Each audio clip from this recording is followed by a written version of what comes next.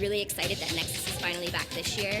It's a great time to connect with other people in the industry and the people at OrthoFi that you can speak to on the phone every single day.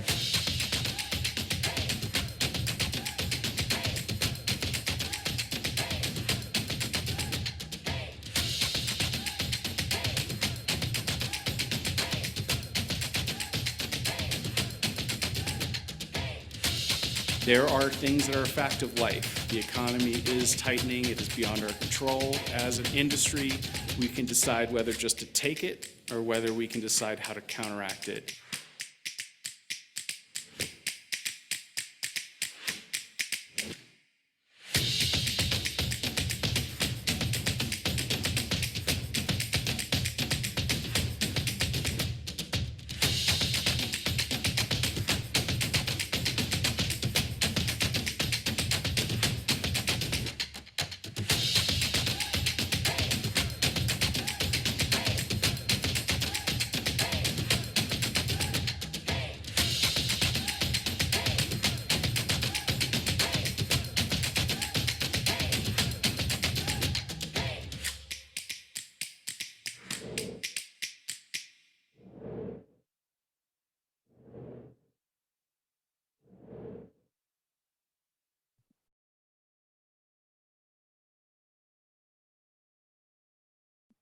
Good evening, everyone, and welcome.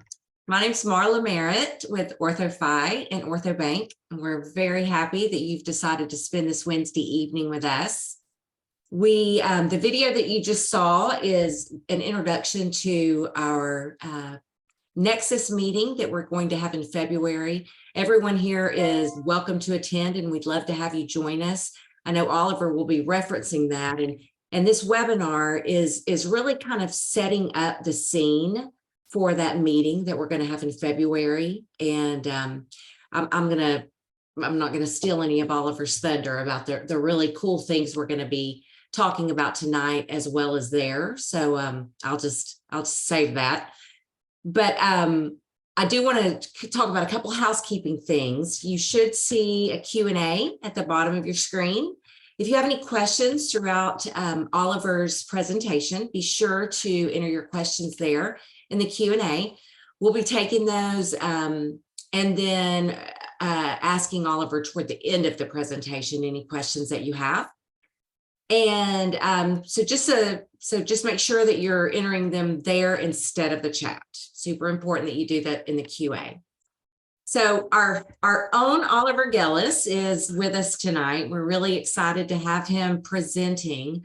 Oliver, if you don't know Oliver, he's a brand building genius. He led Ormco's continuing education events and technology innovation for nearly a decade. He's also brilliant with data. Every single day I learn something new from Oliver and the way he thinks about data. He's lectured all over the world, and he also played just a very key role in OrthoFi's success over the last decade. So Oliver Gellis, we're super happy to have you with us tonight and can't wait to learn from you. Thanks, Marla. Thanks for hosting me, everybody, and thanks for all of us that joined. Yeah, I can't wait to get into this. We have a lot of great content for you this evening. It's good on its own, but I think you guys will get the theme by some amount of the way through that. As much as I'm going to be able to share with you tonight, it really just is the appetizer for what we're going to get into with Nexus, and I'm really excited about that. So just to tell you a little bit about me, in case you're wondering, why you signed up to listen to this guy, Oliver Gellis, that you may not have heard of. I've been around dentistry now for almost 25 years. I've been in orthodontics, almost 20 of them. I started and cut my teeth as a business person, helping to establish professional tooth whitening with the Zoom brand. Being in ortho has been honestly the labor of love for me. I love this industry. It has done so much for me personally, but also enriched my life. And I'm also a huge zealous fan of what orthodontics does for people. So enough about me. I guess the question you should be asking yourself is, why should you be listening tonight intently? And it's not really about me or my melodious voice at all. It's more because I get to sit on data from over 500 practices, and I get to pour over point of sale outcomes from over 1 million exams and almost $5 billion of orthodontic production. So many of the things we're talking about are as close to fact as you can get, albeit changing, which is really the whole theme of our talk tonight. I do want to give some special thanks because some of this data is from OrthoFi, but a lot of this data is also from other sources. And I really appreciate the generosity of the data shared by Gage, Kane Waters, their annual report, and also Benson and Koppel. We recently had Shannon Patterson from Benson and Koppel host, and I may or may not have lifted a couple of pieces of data that she shared publicly available, but it gave me some great ideas. So lots of great special thanks to those partners. So what we want to talk about tonight, and really the theme for the Nexus meeting, I hope you all are going to go, but if for whatever reason you can't make it, I want to encourage you to come to our next one. And the reason is that Nexus has always been, and I'm very proud of it, Nexus has always been a meeting that really connects concept and action in a way that a lot of meetings don't. I love going to meetings. There are some wonderful ones in our industry, and they all host some amazing content. And many of the speakers that we're hosting, you'll see on the circuit speaking at other meetings. I think what's unique about our meeting is rather than quilt together the topics from a lot of different speakers based on what they tend to be talking about at that moment, what we do is we go into the data and we find themes that we see in our practices, and then we ask our speakers to really build content to address those themes. And the reason we do that is so that we can share data, we can have the experts in the industry talk about their perception and their take on that particular theme, how to address it, and then most importantly, take it all the way down to the breakouts where you'll learn techniques and protocols of how to actually address those themes. So it really is a unique meeting. Now, the theme for this particular meeting is based on a Chinese proverb, which is very apropos right now. And that is, when the winds of change blow, some build walls and others build windmills. And I want to encourage everyone, whether you come to the meeting, whether you use OrthoFi or not, now or ever, I am encouraging you very strongly to take this year as an opportunity to build windmills. There's a lot of folks that are sharing some panic, and we'll talk about how much of that panic is founded in data and reason, and how much is maybe just bluster and some fear mongering. But there's no question that everyone's a little nervous about what this year is going to bring. And when there is uncertainty, when even there might be some recessionary pressure, the instinct that a lot of practices that I speak to have is to board up the windows and duck and cover. And that could not be further from what you should be doing. This is when people move in the market. This is when practices take advantage by getting better during a time when there are challenges. And then when the economic pressures abate, you're ready to go. And we saw that through the recession in 2008. Many of the things that we saw coming out of that are the same. So I can't say that strongly enough. So tonight's talking about the winds of change. And this is, again, this is what we're going to focus on at Nexus in greater detail. And so there's really 4 winds of change, right? If you are hooked into any kind of news outlet at all, you're hearing a lot about the economy. So we'll talk about that. I shouldn't need to say this. Most every practice that I'm speaking to is touched in some way by what is a staffing crisis in our industry, which then connects directly with capacity. And that's really the impact that we'll be talking about tonight. The third one is direct-to-consumer competition. This has been in the air for a while. In a time of economic tightness, it should be something that we pay particular attention to because it is an easy outlet, especially for our millennial consumers. And then the last one is consolidation or affiliation. I'm not going to touch as much on that tonight, but we are going to have some sessions at the meeting that help practices understand what they need to know and think about if they are considering any kind of consolidation or affiliation with a service organization. So let's get this kicked off. So let's talk about the economy and what we can expect. The key is to understand how much is recessionary truth and how much is panic. And I think the best way to do that is, really to look at, what just happened over the last year, understand what the trend lines are, and then really keep charting that forward and really understand like what's likely to happen. So what I'm showing you here is a trend of starts.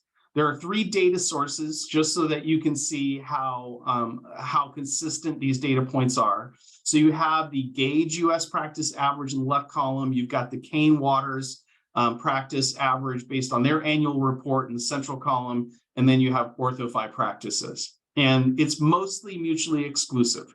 So overall, you have about 25 to 30% of the entire industry shown here.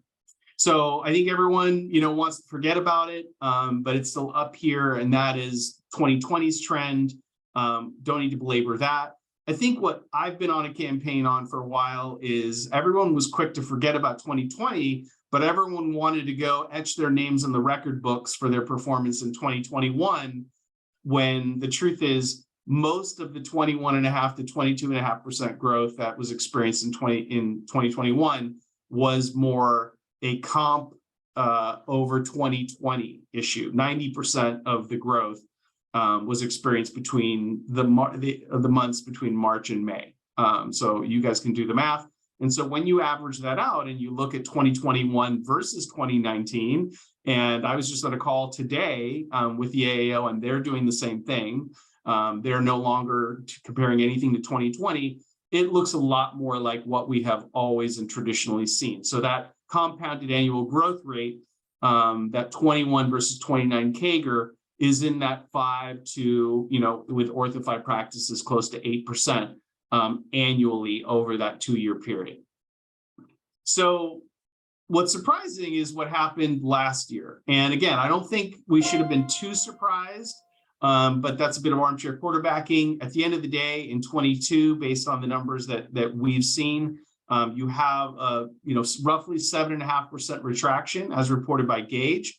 I'll be updating this as soon as I get the Kane Waters annual report, and OrthoFi showing about 6. So similar results. Again, the main reasons that we saw that retraction are, one, an inflation from the comp in 21, but then also all of the stimulus starts. All those patients that probably would not have been able to start financially, but received stimulus and were able to start. And so that's that extra layer that kind of came back to her. So it's more of a correction, at least from what we can tell.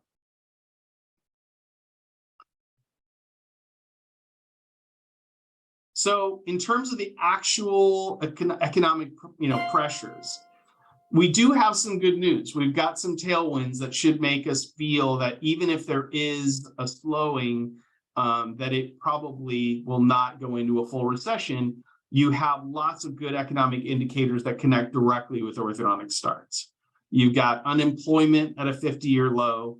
You've got gas prices, which spiked earlier in the year, but are back down to around pre-COVID levels. That's one of the main indicators of affordability.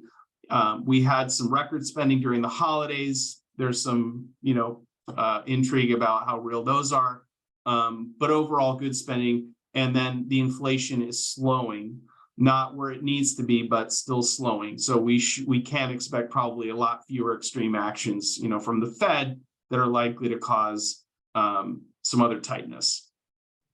So that's on the good side. The headwinds, obviously, although everything's slowing, interest rates are still likely to climb.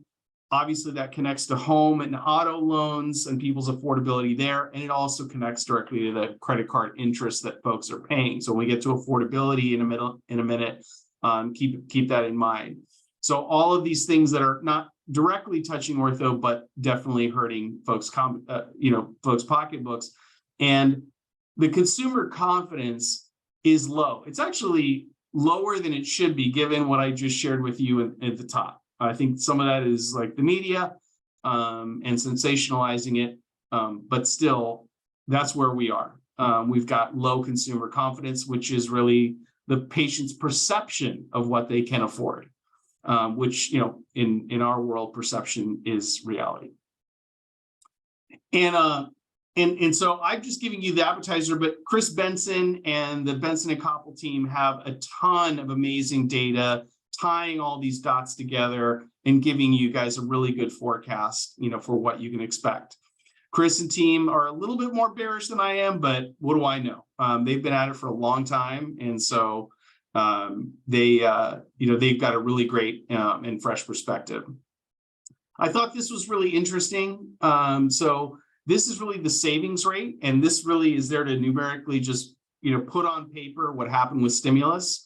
So you can see the savings rate over the last 20 years. And obviously you can see a huge spike in savings rate when you have lots more money from the government and nothing to do with it, nowhere to go, nowhere to eat, nowhere to spend money.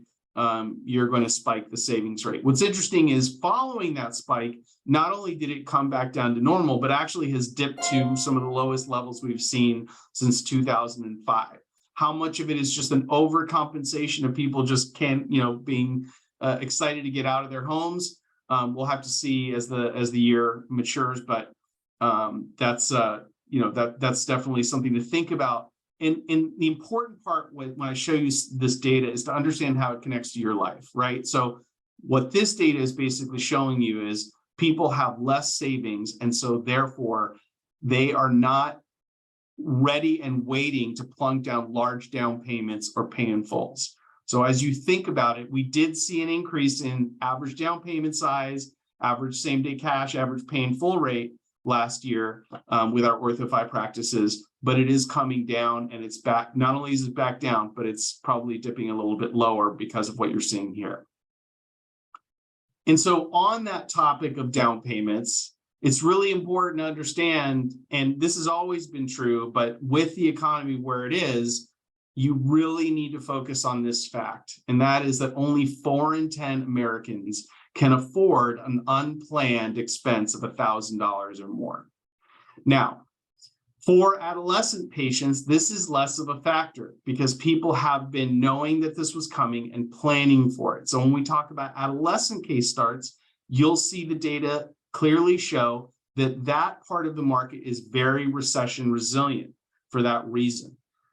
But when it comes to adult starts, those tend to be more ad hoc, whimsical decisions that are made during life events, that are made, during certain, parts of someone's life that they did not pre-plan for it. So this is absolutely in play when you think about adult starts and adult conversion rate.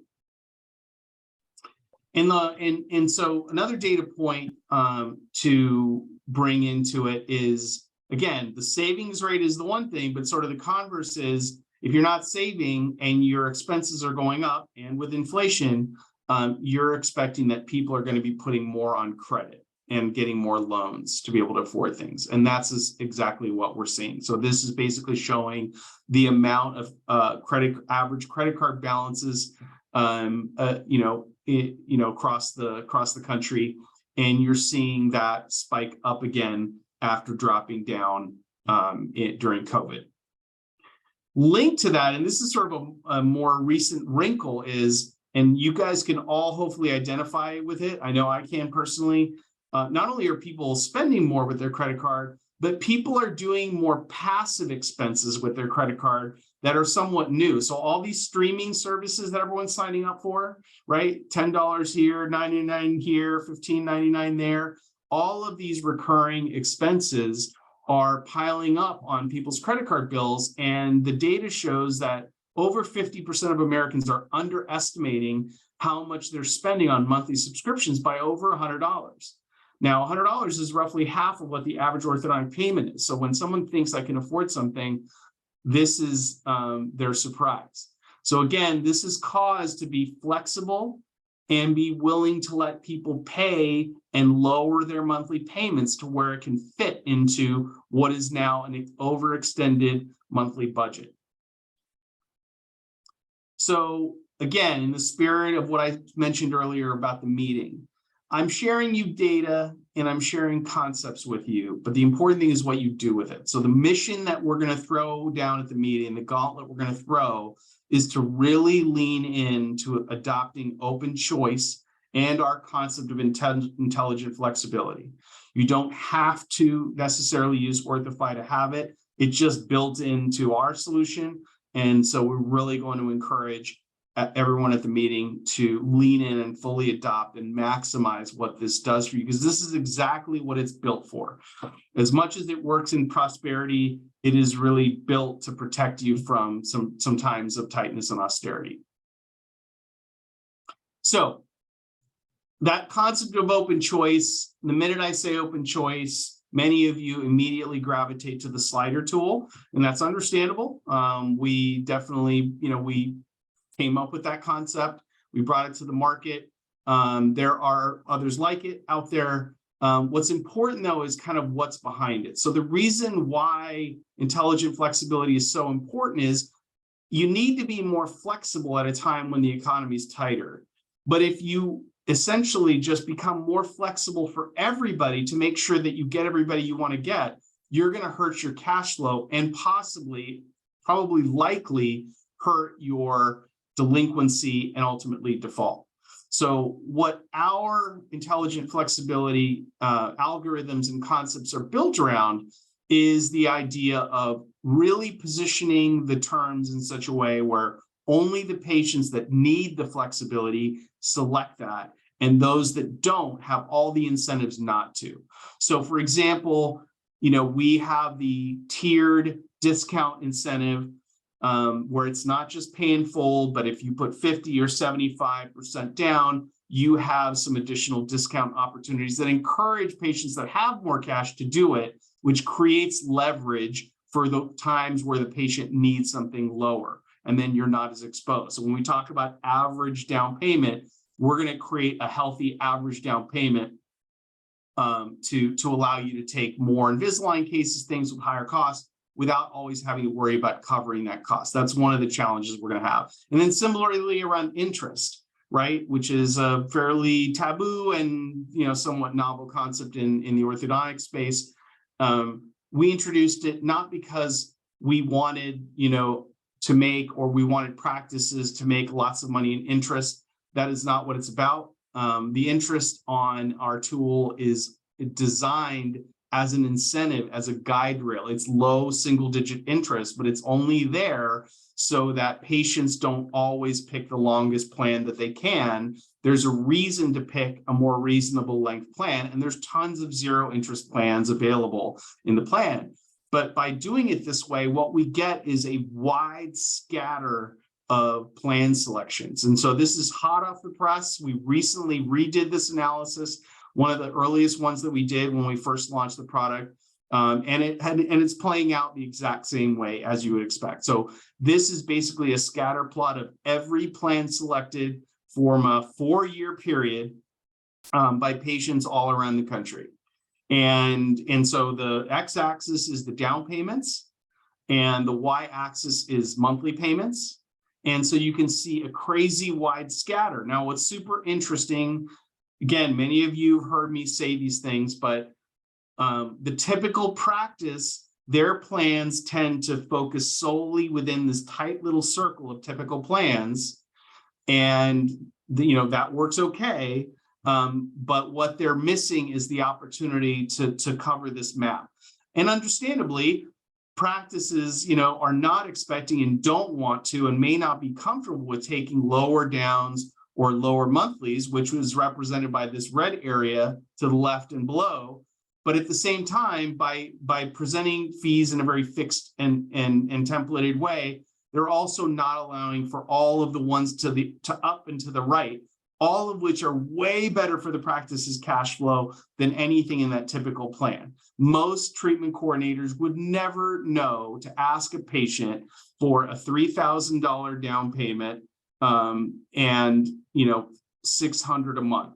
There's no one that would even know to ask for that. But a patient selected it for any one of the personal reasons that they know, whether it's a family member wanted to put a big down and then one of the parents wanted to pay faster, all of those things that you'll never know. There's not enough probing that you could ever do to get that. But all of these decisions out here help to create positive cash flow to allow the practice to take advantage of the times when they need to be a lot more flexible for patients to get started. And so this is the average of all of these selections, is a very healthy and balanced average. So we'll be talking a lot about that at the meeting, of course.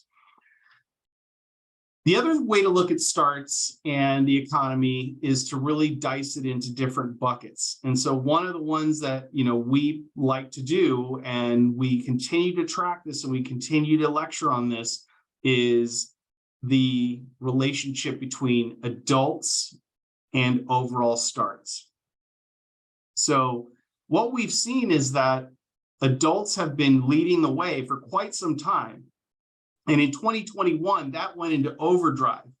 That was on steroids, where orthodontic starts for adults grew 34%. And that really carried the overall 21.5%. So if you think intuitively in your own practice, you probably saw some of those trends without knowing how extreme it was. But also that stimulus really probably brought more of those adults out. And it's coming back. So if you look at 21, you see that 21.5% growth, and you see roughly 17% growth for kids and 34% growth in adults. In the second half of 21, everything slowed way down. So the overall market was roughly flat, but it was only flat because adults were still growing about 7% year over year. And now with the economy tightening, not only did adult starts kind of flatten out, they actually went down. And so adult starts are down closer to 14% this year, compared to adolescent starts down about 4%, which nets out to that close to 7.5%. So they went kind of from a growth engine to an anchor. And so when we look into a little bit of why, yes, the economy is reducing their overall incoming demand, but you also can see that an already relatively low case acceptance percentage for adult starts went down even further.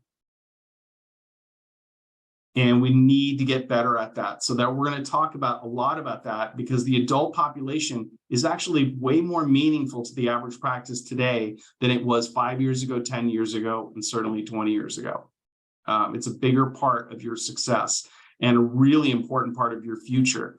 The good news is that the child starts actually went up. Some argue that that's because people were emptying out their piggy bank of OBS patients. I've had a lot of consultants tell me that.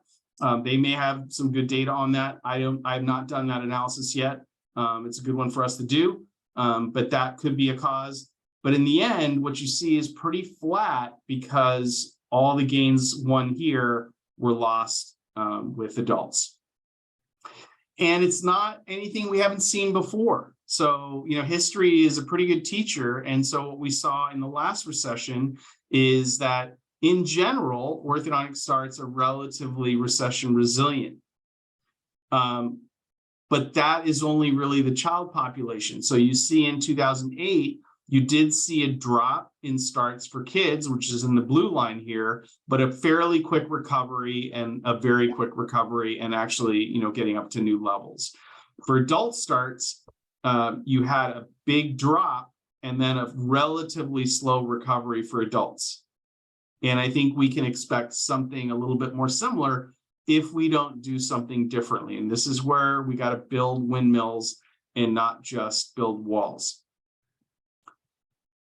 The reason why it's so important that we actually do something about this is that we don't really have a choice. So some of you have heard me lecture in other spaces where I've showed some of this data. This is the nicest version of this I've seen.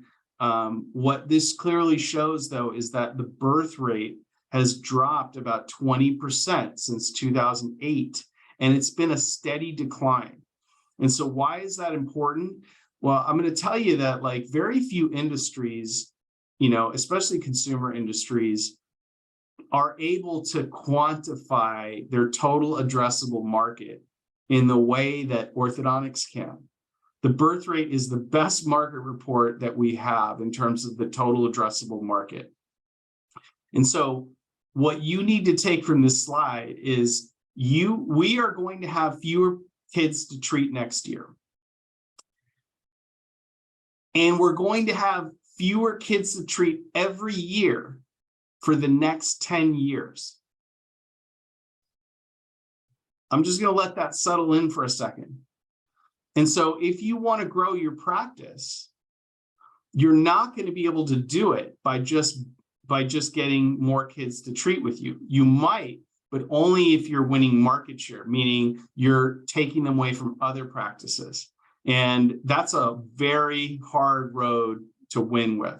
That's the kind of trench warfare that nobody wins with, and that ultimately leads to us doing silly things like having price wars and dropping the market out. So if we're going to grow as an industry, which we absolutely can, we need to get better at growing adults. And so we're going to be spending, this is another one of the focus areas at Nexus, of mastering the art of converting adults, really addressing that consumer, that particular patient as a totally different market, totally different target, and treating them very differently to get very different results. And we've got some great speakers, Dr. Reynolds and Daniel Offerman, his star TC, and everyone loves Janelle Baum, some great lecturers. So we're going to shift gears a little bit for a quick second and talk about capacity and staffing. Obviously, staffing makes everyone busier. It stresses everyone out. It gives everyone, to do. Practice owners, they're spending time searching and interviewing and all of these things and training. So there's like definitely some irritation in terms of the actual running of the practice. I'm going to tell you that pales in comparison to the real impact that these things have. What we are losing sight of, and again, I was on a call with the AAO and they were intrigued by what we were talking about, is that practices have lost sight of the fact that they need to manage patient acquisition in 4 dimensions, including time. So let me tell you about what we mean by that. So in general, I'm just documenting here some of the impacts of staffing. Obviously, we're seeing higher turnover. We had a lot of team members not even return from COVID, just from all the different, fears that they might have had or life decisions they made. It caused what I call a switching moment. Anytime you have a pause and a switching moment, it gives you the opportunity to rethink what you're doing. And it gave a lot of them an opportunity to reconsider their life. And they're also seeing that there are a lot of work opportunities that are remote, where they can be at home with their family and make money. So lots of reasons, and it's probably not ever going to go back. We're probably going to start, shifting back a little bit, but it's probably never going to be back to the way it was. So what that's created is a high demand for skilled employees, but a low supply of them. And it's not even just team members, it's also associate doctors. Having spent a lot of time with Benson and Koppel, that's their bread and butter, and they're having a really tough time connecting outcoming residents and doctors that want to buy into practices with practices. There's just not enough of those connections happening. So there's a drain of talent, and because of that, practices are paying up for their most talented resources, which is increasing their cost to retain that talent. And the other factor that's coming in is DSOs are trying to get deeper and deeper into ortho and realize that they need to get actual ortho team members and ortho clinical experts in their four walls. And so they're also entering that market and poaching from orthodontic specialty practices. And again, Chris has lots of great data on this that he's going to share. So what I want to talk about is the impact that that has on actual starts and revenue, because what we've seen is that as practices, we're leaking exams. So what I'm showing you here is a metric that we call kept new patient exam percentage, or new kept NPE rate. And what we've seen is, although 80% is not a bad number for 22, it is in steady decline. And the data shows that, in the last 12 to 13 months, it's dropped about 7 points, which is an 8.5% drop, roughly. So what that means for you is that means that you actually are getting 8.5% fewer at bats when you go in to start a year. If this continues, you're going to get 8.5% fewer at bats. And so we looked at a lot of different factors, and this was even before the economy started really playing a big role. We've been looking at this for a while, and the analysis really yielded that, a lot of factors weren't really causing a lot of disruption. The one that really stood out was this booking window. And this actual analysis was done years ago. So this is more just remembering what we've always known, and that is, we've been talking about this for a long time, which is that every day that you make a patient wait to come into your practice from when they call, it reduces the likelihood that they're going to come in. So scheduling them out further every day reduces it. If you look at the blue curve, it's the child curve because they need it, and it's more of a when and with whom. It kind of goes down a lot slower. But even that has a shelf drop after 3 weeks. For adults, it's very quick. It's an idea they just had, and they're not patient. They're not going to wait around. They're either going to call another practice to see who they can get in to see immediately, or they're going to forget about it. And so we've always known this, but this really surprised us. So what we did to really isolate this factor is we split all of our patients into two cohort groups. The blue cohort group on this chart is the group of all the patients that ended up starting. And the red group is all the patients that either didn't start or didn't come to their exam. And so what you see here is that there is a very meaningful delta of the average booking window for these two groups. So for the patients that started, the average number of days that they had to wait to come in for an exam ranged between 12 and 15 over that 3-year period that we're looking at. Obviously, 2020 was an anomaly, not worth us looking at. But in 3 typical years, that's what you see with the blue group. When you go over to the red group, that average is not only way, way longer, but it actually got way worse during COVID. And so you see it range from 27 to over 32 during 2021. And so much longer waits for those patients. Now, no practice has only red patients and no practice has only blue patients. It's usually a mix. But what I want to convey to everyone here on this call is that every patient that you schedule more than 2 weeks out, you are having this kind of impact. And so what you see is in the line chart, you see that this is the kept NPE rate.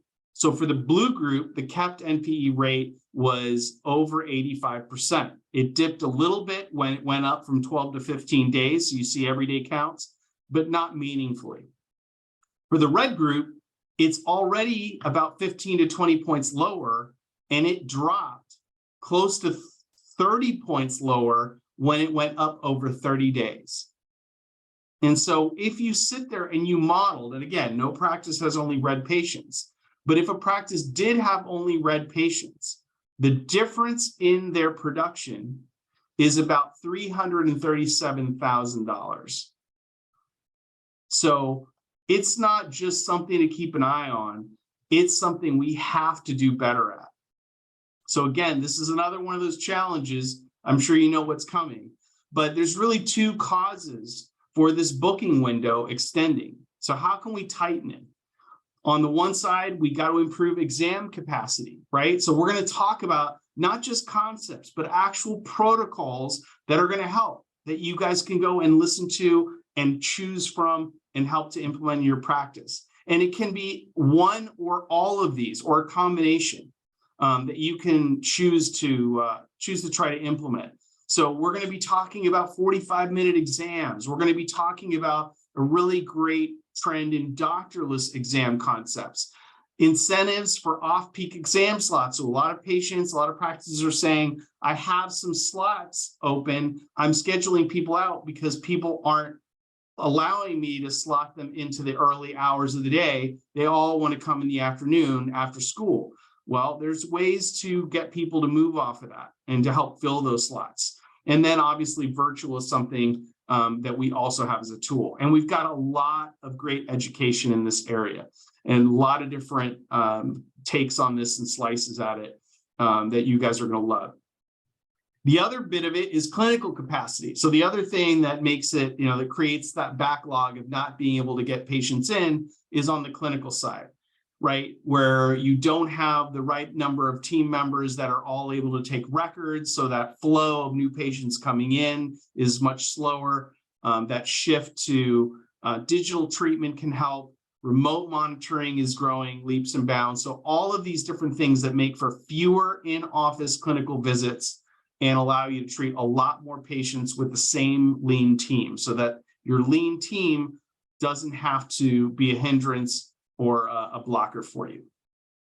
And a lot of great lecturers. So I'm sure everyone's heard Leanne Paniche speak. She's wonderful. Jill, superstar. Brooke Oliphant, had a lot of great conversations with her. She's a bright young mind in our industry, and a really unexpected lecturer that you guys will get a lot out of. Amal Nirgudkar, who's represents a company named Patient Prism, but they have tons of amazing data of how much leakage we actually have over the phone.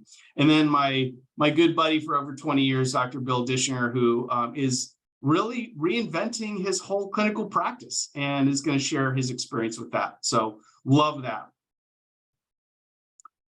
So again, I told you this was coming. And some of these slides you guys are not going to like. If we were using the chat, I'm sure we'd light up chat. So I've talked to a lot of practices about direct-to-consumer competition.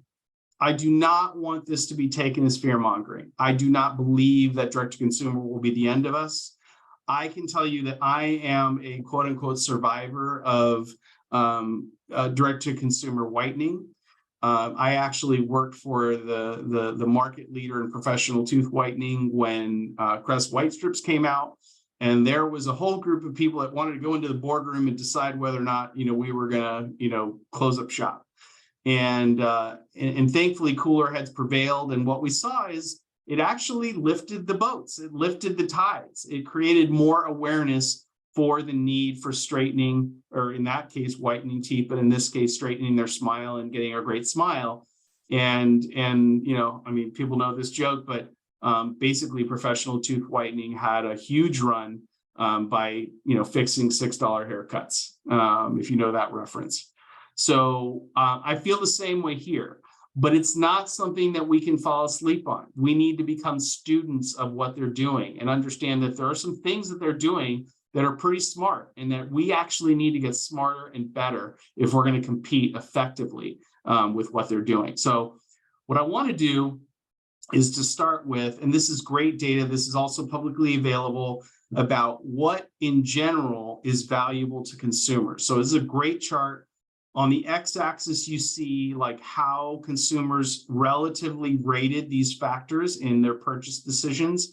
And then the vertical is how likely they are to actually want to pay more for a specific benefit. So, and obviously the size of the bubbles is the number of people that selected that particular benefit. And so what you see here is like things that you might expect You might see things that you wouldn't expect. So for example, an easy mobile experience has come way over in the last few years. This is a good example of what we call table stakes.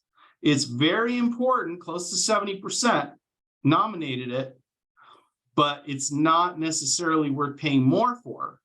So it's an expectation. What you see in the upper right, which is the things you need to pay the most attention to, are efficiency, convenience, knowledgeable service. This is where you have a distinct advantage. Easy payment, that's your flexibility in your patient acquisition flow. And then friendly service, which every practice that at least I've been to does a great job of. So you also have, not to, special note to up-to-date technology. It's interesting, you would want that to be up here, but it's kind of in the middle. But I want you guys all to kind of remember this and take a snapshot. I'm going to give you a couple more looks at this as we go along. But the reason why I show this to you is for you guys to plan your patient experience with these in mind. But I also want to tell you that these direct-to-consumer competitors have been planning with this in mind for a long time.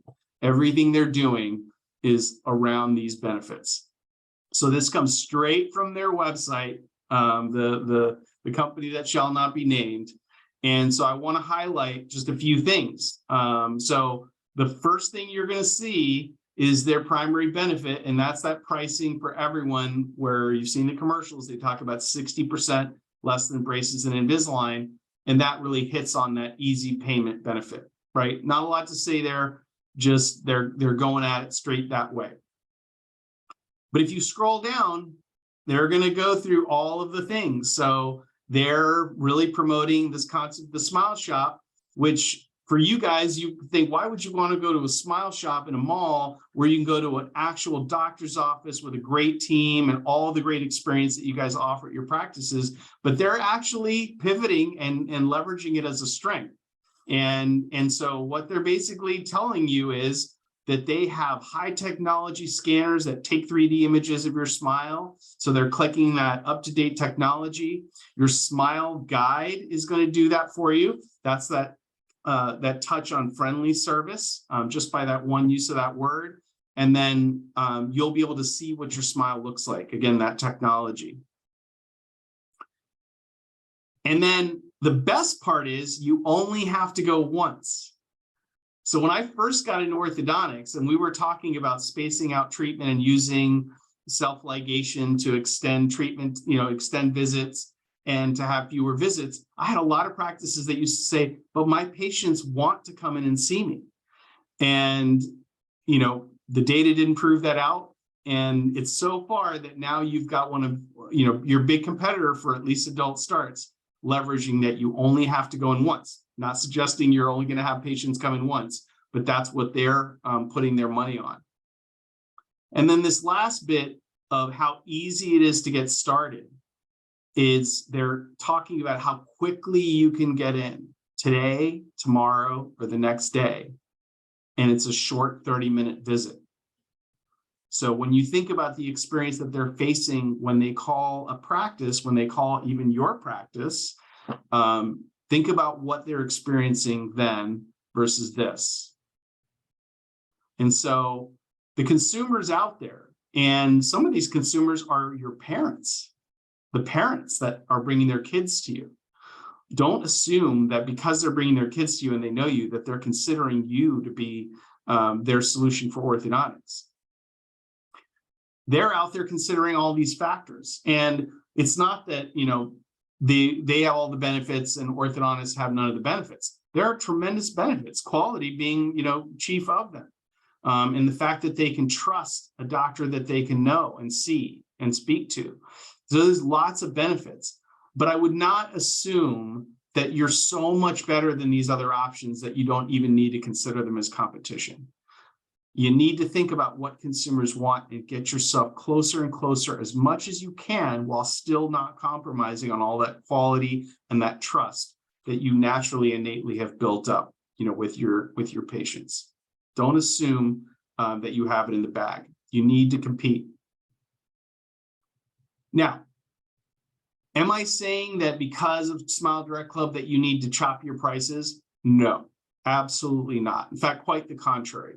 One thing that we've talked a lot about at meetings recently is that in some ways, orthodontics is very similar to the wine market. You probably don't know what I mean by that. In the wine market, especially the broader wine market, most consumers have no way of really evaluating quality. Most people are not wine trained, they're not wine savvy or that sophisticated to know what's a great wine and what's not. And so how do consumers know when they want to buy a great wine? They know by the price. They know that if they pay for a $50 bottle at a store, that they're buying a great bottle of wine, and they'll go home and tell their friends, oh, I bought this great bottle of wine. They've never tried it. They don't know how great it is. They know because they paid a lot more for it than the $10 or $12 bottle that they typically buy. And this has been validated in marketing studies. There are some very famous marketing studies where they had 5 bottles of wine and people taste them, and they had the pricing labels on them, and everyone selected their preferences by price, low to high every time. And then they would take the same bottles, they would switch the prices, they put them back in front of people, and people would still choose low to high every time. And I say that because orthodontics, you guys are experts. You know what a great occlusion is. You know how wonderful it is to line up midlines and to get everyone into socked in class 1. But your patients don't. They don't really appreciate what great quality is. And so, quite frankly, practices that are charging a little bit more are likely going to be viewed as a little bit higher quality. And so I wouldn't necessarily pull on that price lever. In fact, our practices in 21, since January 21, the average practice increased their fees by over 6%. And not only did they not see their conversion rate go down, they saw it actually go up. And what we did was we compared those practices with the ones that had flat or decreasing fees, not necessarily because they lowered their fee schedule, but it could also be they did more discounting, right? And what we saw is there was a slight improvement in conversion rate for the ones that went down, probably because they did some promos and some buy today type of promos. But the difference in conversion rate paled in comparison to the advantage that the practices that increased their fees had in their overall production. So the practices that increased their fees ended up winning the ultimate game, which is overall production dollars. So definitely would encourage you not to be thinking about discounting fees. What we need to be talking is adding levels of service. So you guys are not competing against a $2,500 Smile Direct product. That is not what I am saying at all. Your comprehensive treatment is a different service. And the important thing that you never want to happen is for those to be viewed as equivalents. They're not equivalents. You know that. And the truth is, even the consumer, even the patient knows that. But you're not offering the orange. You're offering the apple. And by not offering the orange, someone who's just in the market for an orange is going to go orange shopping. And there's really no reason why orthodontic practices can't be part of this market and really should be owning and leading this market. So there are a lot of extensions and levels of service that every practice should be considering for 2 reasons. One is it's going to make your adult conversion rate a lot more stable. We know that patients are, adult patients are likely going to call in less for treatment for the next while. And so we need to increase the conversion rate. And so rather than let them go out into the world and get low quality, strip mall quality treatment, we should be treating those patients. So really positioning limited aligner treatment as an option after you present comprehensive treatment. And we're going to be having lots of great education on how to do that in a way that is additive and not detractive for you. And then things like lifetime retainers, lots of good solutions out there today that you guys can think about in terms of adding revenue streams on top of your fee that will help. And so We've got a few great speakers on this, but again, this is another one of those themes because we believe that orthodontic practices should lead and own the limited treatment market, not concede it. And so Dr. Skopek, amazing business guy. He's going to talk about how he really transformed his whole practice formula to address a lot of these winds of change. Tracy Martin and Michelle Shimon, also spectacular speakers that have some really great insights. And so that's really what we have for you, in terms of a great lineup of concepts. I think you guys can hopefully see that when you're going into a year like this is the time to rethink. This is the time to reinvest, to recharge. And if you do, and if you figure out some things and unlock some of these blocks, you're going to find that when you get through whatever period of slowdown or recession or whatever we're in store for, that you're going to shoot up like a rocket when everyone comes back to the table. So I want to thank you for taking time to listen to all this data. Not always easy to, to hear the density of all those numbers, but I appreciate you guys joining tonight. And I guess we'll open it up for questions. Thanks, Oliver. That was awesome. Really great information, and super excited to hear more about this at Nexus this year in February. We do have a few questions, and I'm going to just read some of those off to you. There's one here. A lot of practices don't really want to talk about money until the patient comes in. And so, what's your thought and the fear of going over financial considerations before that they might hesitate to come in? Yeah, it's a really valid question. And I think it's even changed a little bit. I think that the new millennial population is less patient in terms of being willing to come in without hearing a single number. So the old rule of thumb was don't quote any prices over the phone, have them come in. It's the old car model of like, I don't want to talk a number until you drive the car. So that used to work. I don't think anymore you can get away with no numbers. I don't necessarily think you should be reading off your fee sheet, partially because you may end up needing to change that fee. And as soon as you quote a number, you're not getting off of it. That said, what I recommend is for practices to really enforce with the patient that they have flexible financing, and they may want to quote how low their down payment could be and or how low their monthly can be. And that's based on information that, if you have flexible financing or you have open choice or you have a slider, you can determine what that is and be in a safe range. And what that does is establish some comfort for that consumer that, okay, that's a number that's palatable, that I can afford, and I'm willing to take that one extra step of coming in to hear more. And not risk sticker shock and embarrassment of coming in. So good question. Okay, you talked about the 45-minute exam, and I know there's going to be some talk about that at Nexus as well. And so there's a question here about shortening the exam time to 45 minutes. Does this compromise the conversion rate? And do patients complain about not getting as much time with the doctor? So my answer is two things. Number one is it's the opposite. So TCs are probably chuckling out there right now, thinking, because in most practices, why is the exam an hour, or in some cases an hour and 15? Usually it's because of wait for it, the doctor. And other than the 5 minutes it takes to create trust and authority, almost everything else the doctor is going to share during that consult is not only not adding a tremendous amount of value, but can sometimes detract and actually get people defocused from what they're trying to do.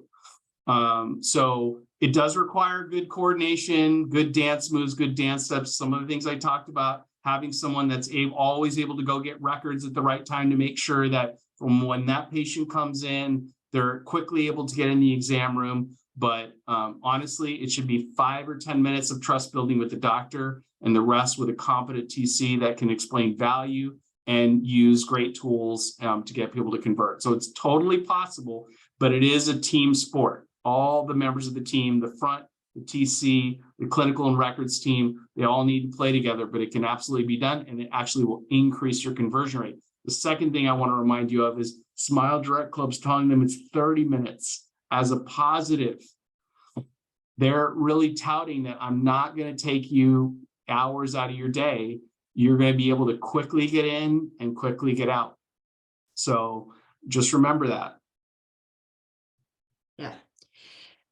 So there is one question here. You mentioned that patients tend to sign with higher down payments from home. Does that mean you should always send the slider home? Should they be making their choice at home? No, it's another great question, and it sounds like some people have been listening to me over the years. This is numbers that I have shared. So no, it's a false connection. So it is true that the patients that go home on average tend to pay in full at a higher rate and tend to sign up for higher down payments.